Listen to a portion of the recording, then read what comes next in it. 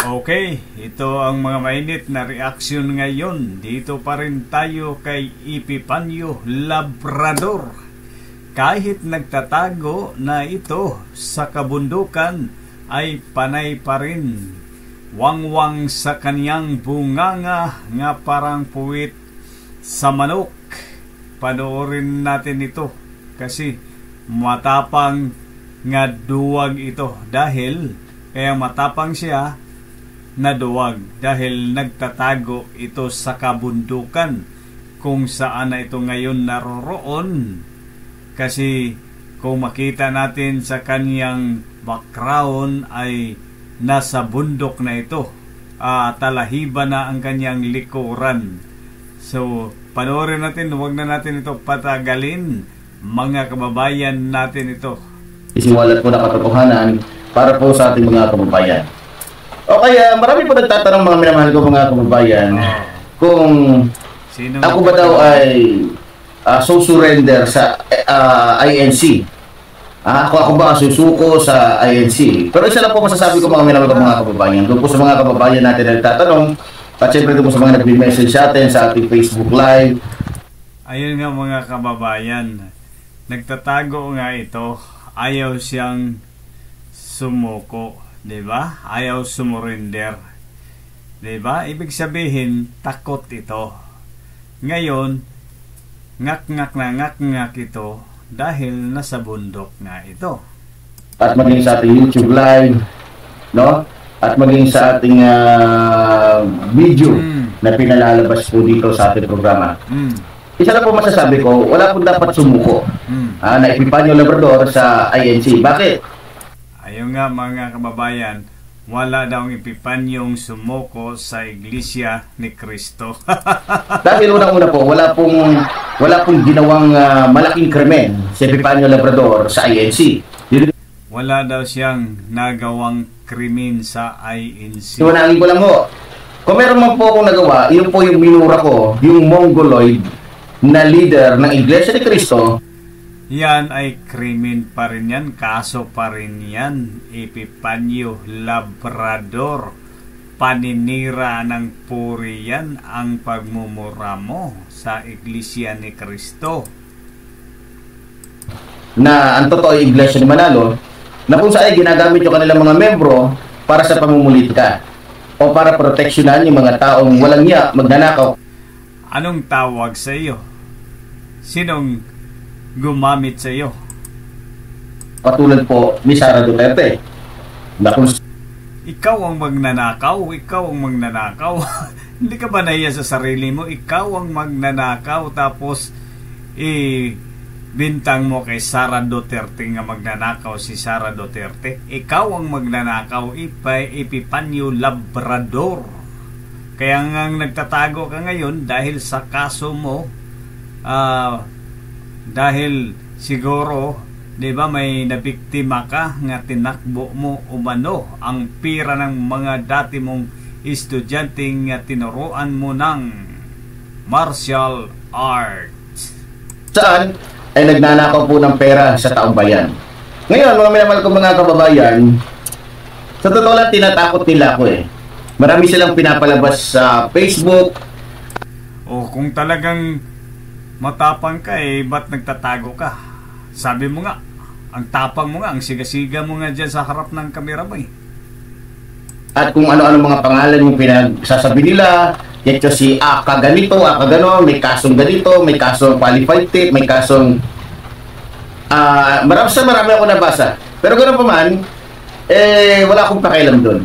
Dahil unang-una, wala kang pakialam pero nagtatago ka ngayon. Walang talab sa akin yun. No? Dahil unang-una, hindi ko alam kung ano pinagsasabi nila. Hindi ko alam kung ano yung mga pinag-aano nila, pero ganun talaga, social media tayo No? So, alam naman natin ang laro ng INC. Kaya nga, sa totoo lang, kahapon, habang wala pong kuryente, pinag-aralan ko po yung big... Ibig sabihin, takot ka sa INC. Takot ka sa INC, no? June, na pinasa sa akin ng ating mga kababayan. Ito po tungkol po kay Brother Eli Soriano. Doon ko po natuklasan at lalo kung nagkaroon ng idea dito po sa INC o sa Iglesia ni Manalo kung gaano sila ka tulongges at kung paano ginagamit nila. Pero mas sa tingin ko, mas tulonggis ka eh. Demonyo ka na nga eh. Ang kanilang mga membro para manguyog. So, yung history ni yung talambuhay po ni Brother Eli Soriano, kung mapapakinggan po ninyo mga minamahal kong mga kababayan. Sige. At kung mapapanood ninyo, matindi po pala ang naging karanasan ni Brother Eli Soriano dito po sa Iglesia ni Manalo. Dahil sa hindi nila kaya at nasisiwalat yung baho nila, yung maling aral nila, yung... Kaninong baho? Baho mo? Baho ng bunganga mo? Taliwas sa Biblia na aral nila, gusto nilang ipapatay si Brother Eli Soriano. Ngayon, dahil... May ebidensya ka. Pero kapag hinahanapan ka ng ebidensya ng membro ni Iglesia ni Cristo, wala kang ipakita. Hindi nila kaya ipapatay si Brother Eli Soriano. Alam niyo po ba kung ano nangyari? Ginawa nila ng istorya. Katulad sa iyo, magaling ka talaga gumawa ng istorya. Hayop ka. Ginawa nila ng kaso. Ng iba't ibang kaso. Libel, rape, lalong-lalo na. Nung itiniwalag ni Brother Eli, etong si Puto, na dating membro na kung saan ay tagapangasiwa ng pera ng nasabing reliyon. Abay, para masira po si Brother Eli Soriano, binayaran. Alam niyo mga kababayan, itong tulunggis na vlogger na ito, darating ang panahon, darating ang araw, ang kanyang channel ay bigla lang yan mawala. Baka mabalitaan na lang dinilit ng kanyang channel dahil nagmuni-muni na, nagtatago na. Po nila ng milyon-milyon itong si Puto para lamang po lumikha ng istorya at sabihin ni-rape siya ni Brother Eli Soriano. Nang sa ganon, syempre, rape yan eh. Pwede nilang gamitin yung pulis, pwede nilang gamitin yung NBI, pwede nilang gamitin yung iba pang mga departamento ng ating bansa para lamang hulihin yung isang taong wala naman. Anak ko, kasing katulad mo, isang taong kasing katulad mo nga wanted ka pala ngayon. Talagang kasalanan. Ngayon, sa sitwasyon po ng iyong lingkod, mga minamahal ko mga kababayan, alam ko na talagang natatakot sa akin ngayon ang Iglesia ni Cristo. Dahil alam nila na ilalantad natin dito yung ibang mga... Natatakot ang Iglesia ni Cristo sa iyo. Ikaw ang natatakot. Magaling mo, kupal ka, magaling mo magbaliktad. Ikaw ang natatakot kasi ikaw ang nagtatago ngayon eh. Ang Iglesia ni Cristo ba ay nagtatago sa iyo? Wala, di ba? Ikaw ang nagtatago, ikaw ang natatakot. Ulol! Bago pa nila. So sa mga in-expose po natin, mga minamahal kong mga kababayan, alam ko, marami mang gagalaitin mga membro ng Iglesia ni Manalo dahil yung kanilang mga kapalpakan, yung kanilang mga kademonyohan, yung kanilang mga kawalangyaan. Hindi ako Iglesia ni Cristo, pero nanggigigil ako sa iyo eh. Dahil sa ginagawa mong kademonyuhan sa pagmumura mo sa Iglesia ni Cristo, nga wala namang katuturan ang mga pagmumura mo galing sa mabaho ng bibig mo.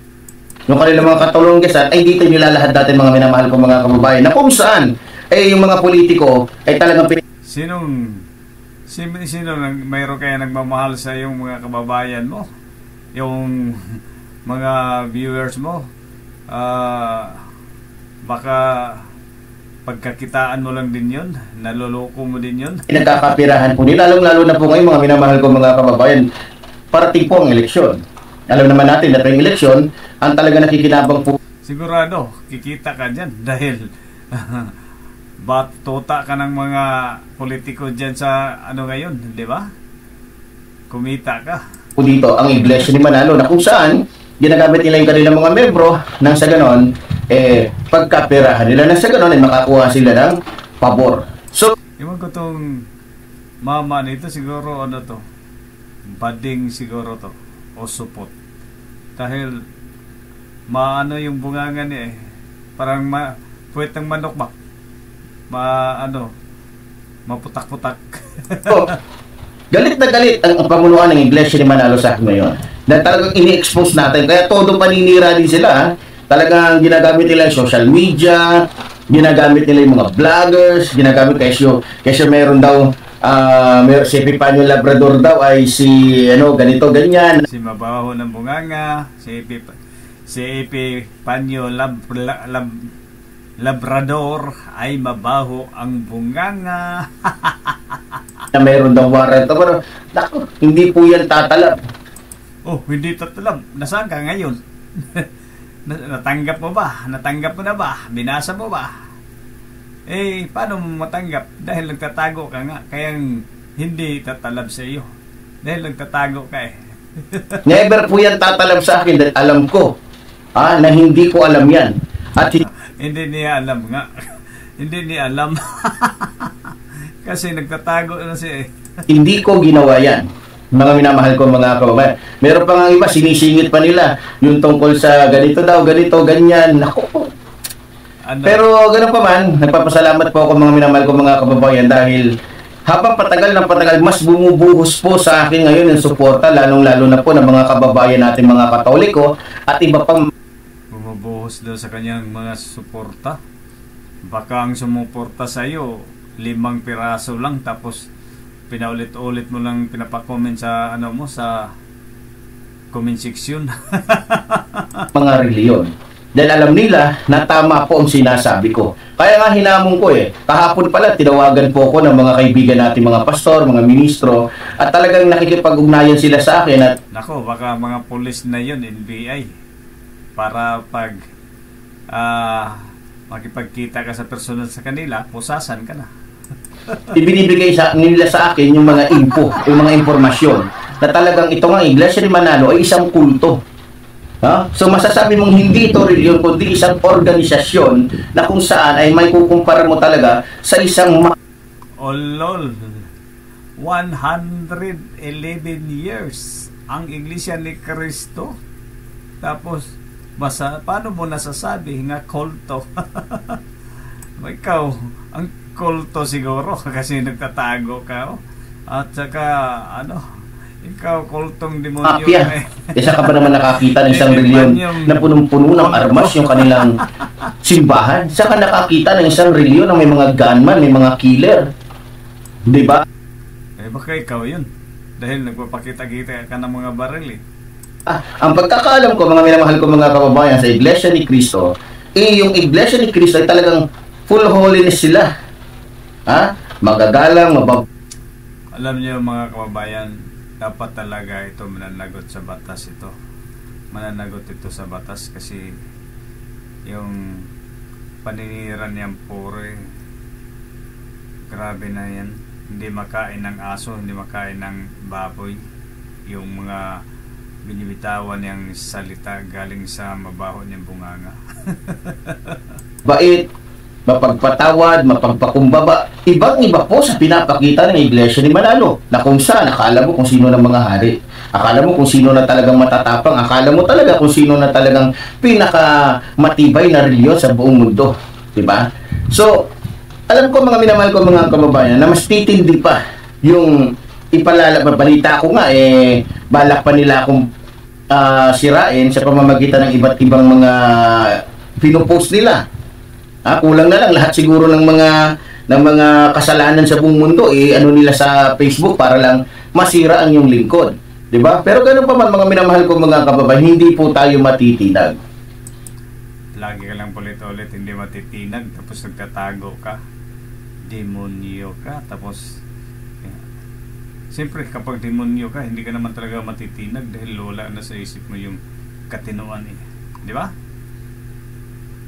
Hindi po tayo matitinag dahil hindi po tayo nag-iisa. Marami pong sumusuporta sa atin mga minamahal ko mga kababayan. Kaya nga palang ganoon ka na lang katapang, ganoon ka na lang kabasto sa bunganga mo dahil marami palang sumusuporta. Siguro yung mga pinaghihiyabong mo, yung mga politiko nga sumusuporta sa yung nagbabayad sa iyo siguro. Di ba? At mas marami pa nasusuporta sa atin. Pero bago lahat, pinasasalamatan ko nga pala yung mga kababayan natin sa abroad, lalo na kay Nanay Seng. Yan, pinapasalamatan mo para mayroon ka pang mabiktima. So yun lang no mga kababayan no, ang aking reaction no. Yan nga no, si Epifanio Labrador walang balak nga sumurrender sa Iglesia ni Cristo kasi wala daw siyang nagawang krimen. So hindi pa nakasubscribe sa aking channel, pakisubscribe. Maraming salamat mga kababayan. Ingat po tayo palagi sa ating ginagawa araw-araw.